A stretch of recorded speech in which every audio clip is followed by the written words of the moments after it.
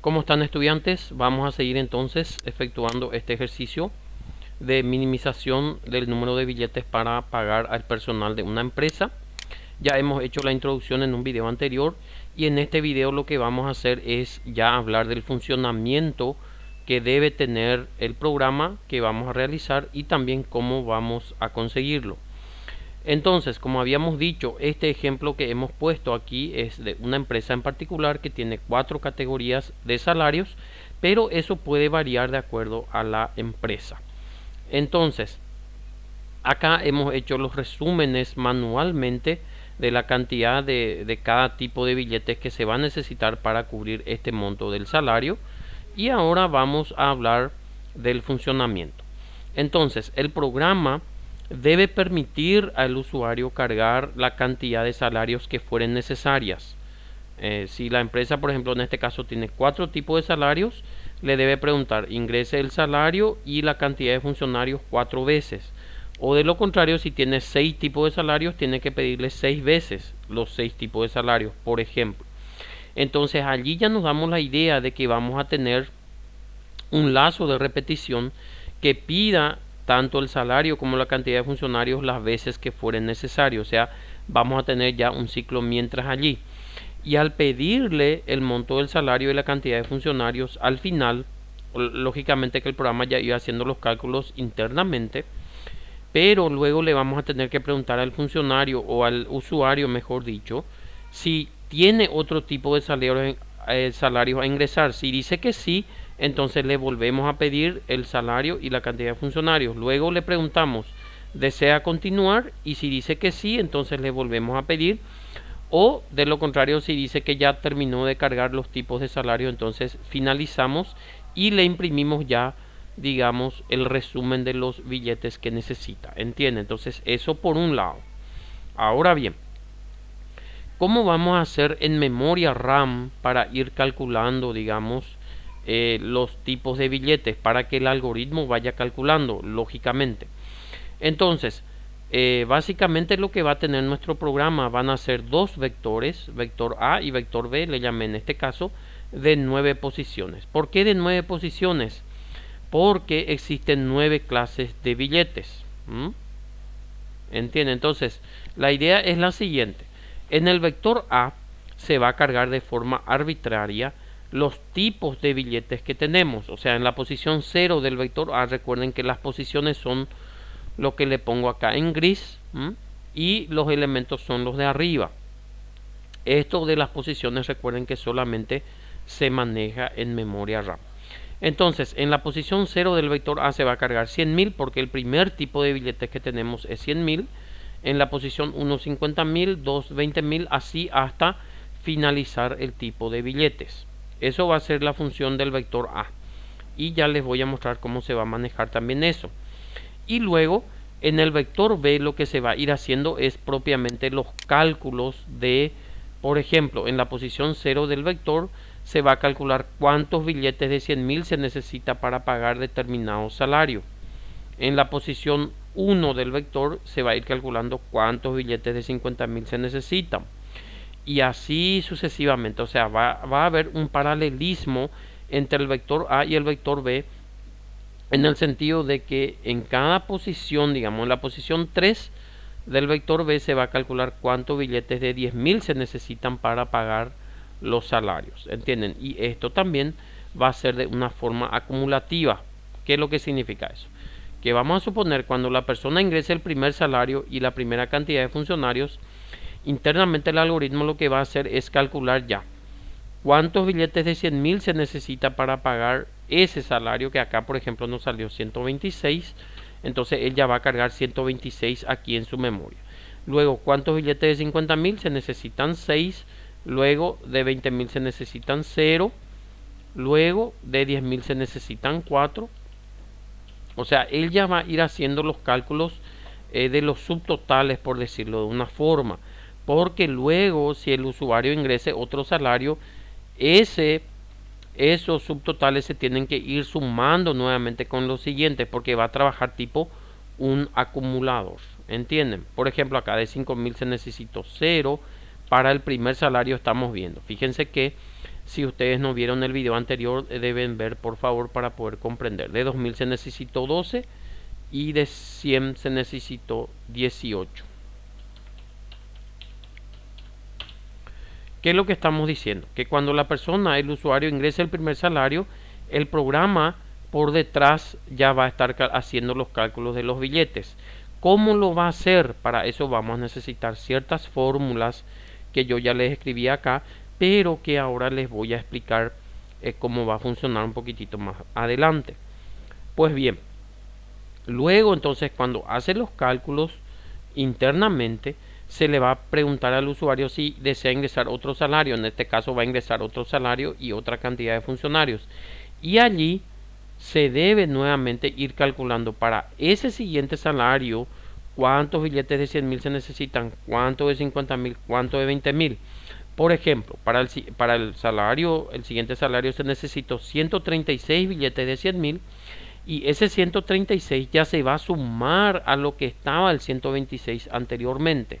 Eso es lo que hay que entender y no hay que perder de vista. Es decir que 126 más 136 es 262. Entonces 262 billetes de 100.000 se necesitan por el momento. Luego se necesitan más de 50.000, se necesitan más 4. Entonces acá ya va a ser 10. ¿Entienden? Y luego así sucesivamente. O sea, acá va a ir haciendo un acumulativo. ¿Está bien? Entonces aquí va a ir trabajando de esta forma. Fíjense acá, sería 12 más 8, ya sería 20. Acá sería 0, acá sería 4. Y acá sería 26, porque ya tenemos 18 más 8. Y así sucesivamente hasta que el usuario cargue todos los salarios. Entonces él va a ir acumulando acá la clase de billetes que se necesita. Y cuando cargue todo, entonces ya va a tener ya el resumen de los billetes cargados dentro del vector B. ¿Está bien? Entonces esa va a ser la forma interna en que va a funcionar. Y vean la utilidad que tienen los vectores. Van a entender muy bien si es que comprenden este ejercicio. Porque si este ejercicio se resolviese sin utilizar vectores, sería muchísimo más difícil de encararlo. ¿Está bien?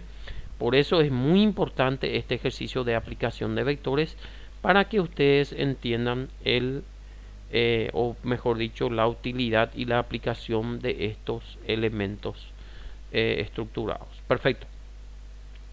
Entonces, vamos a pasar ahora ya sí a las fórmulas que se van a necesitar para que haga el cálculo en sí, o sea, para que el algoritmo haga el cálculo correcto. Fíjense que dentro del vector B tiene que ir calculando cuántos billetes de 100.000 se van a ir necesitando. Voy a cerrar nuevamente el vector B para empezar acá desde el comienzo y vamos a ir haciendo el cálculo. Fíjense que dentro de las variables necesarias vamos a necesitar una variable i para controlar los índices del vector. Fíjense acá, y esos índices van a ser paralelos tanto para el vector A y el vector B, tanto que van a funcionar de forma conjunta. Se va a necesitar una variable salario para pedir el monto del salario, obviamente una cantidad de funcionarios, un monto total, que al final también vamos a imprimir el monto total que se necesita, y una respuesta para preguntarle al usuario si desea continuar de acuerdo a la cantidad de salarios que tenga que cargar. Perfecto. Entonces, estas son las variables inicialmente. Luego, las fórmulas para ir haciendo los cálculos internos. Atiéndame allí. Vamos a suponer, la persona se le pide ya el primer monto de salario y la cantidad de funcionarios. Entonces, ¿cómo vamos a hacer para que la computadora descubra cuántos billetes de 100.000 se van a necesitar después de 50.000, después de 20.000, después de 10.000? Ahí vamos a ingresar nuevamente en un ciclo repetitivo para ir haciendo acá la carga en la posición 0, en la posición 1, en la posición 2. Es decir, va a ser nuevamente un ciclo mientras que i sea menor que 9, porque 9 cálculos tiene que hacer. Y a los 9 cálculos le tiene que aplicar la misma fórmula. Atiéndame allí. Atiéndame. Entonces, primeramente, ¿cómo él va a descubrir que se necesitan 21 billetes de 100.000?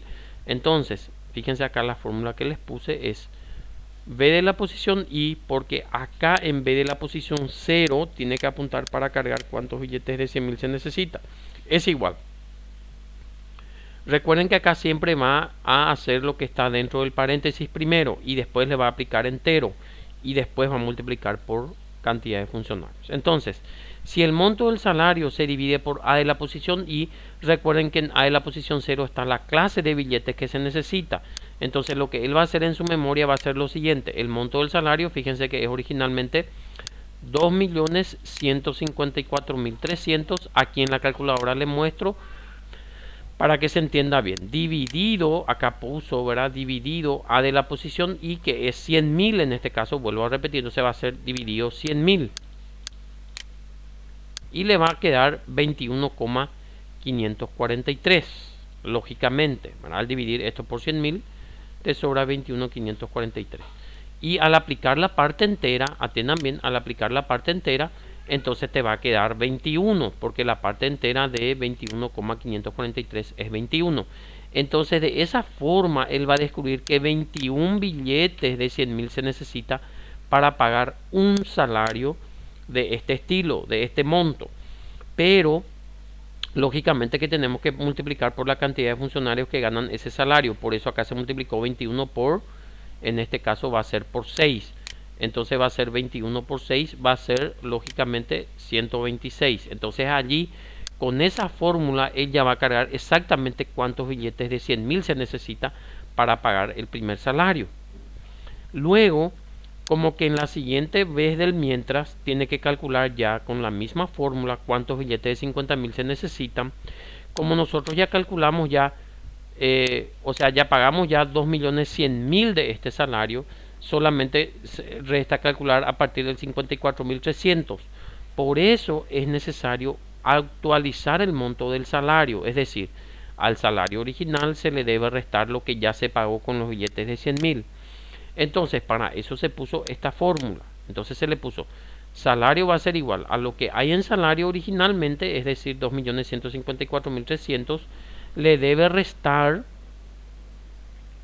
los 2.100.000 que ya se pagaron, ¿entienden? Por eso acá le resta la parte entera del salario dividido A de la posición I, entonces eso va a salir 21 como ya se explicó acá arriba, y 21 por A de la posición I, que es 100.000, entonces va a ser 2.100.000, es decir, al salario original. Nosotros lo que le estamos diciendo al algoritmo es, al salario original restarle los 2.100.000 que ya pagaste, entonces va a sobrar solamente los 54.300 que se necesitan para pagar todo el salario. Entonces en la siguiente vuelta del mientras, sobre ese 54.300 ya nomás se va a hacer el cálculo, es decir, él va a hacer, bueno, ahora tener 54.300, atiendan bien, dividido acá, porque va a aplicar nuevamente la misma fórmula, vuelvo a repetir, A de la posición y solo que I ya va a estar en 1, entonces va a ser dividido 50.000, atiendan bien allí, dividido 50.000, le va a salir 1,086 y al aplicar la parte entera le va a sobrar 1. Entonces ahí él va a descubrir que necesita un billete de 50.000 para pagar este tipo de salarios y 1 por 6 le va a salir 6. Entonces luego va a actualizar nuevamente su monto del salario para que sepa que el monto del salario ahora ya no vamos a ser 54.300, sino ya 4.300 ya no más, porque ya se pagó también el 50.000. Y así sucesivamente va a ir llenando este vector en ese ciclo mientras. Y luego, una vez que hace todo el cálculo ya de los billetes del primer salario, va a preguntar si desea continuar cargando salarios. Y para cada salario va a ir haciendo lo mismo en el mismo ciclo mientras de los cálculos de los billetes. ¿Entienden? Lógicamente que después cuando escribamos el algoritmo se va a entender un poco mejor. Recuerden que cuando ya carga el siguiente salario, el cálculo que se hace de los billetes de 100.000 se le debe sumar nuevamente a lo que ya estaba en vez de la posición I. Por eso acá en la fórmula hay que agregar más lo que ya estaba acumulado dentro de B de la posición I. ¿Está bien? Entonces,